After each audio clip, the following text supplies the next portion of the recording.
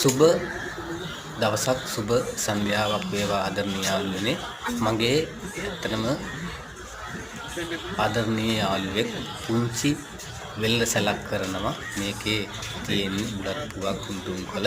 ඇත්තටම ඔබේ උත්සවවලට ඔබට එදිනදා පාවිච්චි කරනවා නම් ඔබේ යාළුවන්ට, ඔබේ මිත්‍රයන්ට, එතකොට ඔබේ නෑදෑ හිතවතුන්ට කියන්න තැන මෙන්න මේකයි තැන කියනවා නම් අංක 6 බස්නැවතුම් පොළ ඉදිරිපිට තෙල්දෙනිය තමයි මේ පුංචි වෙළඳසැල තියෙන්නේ.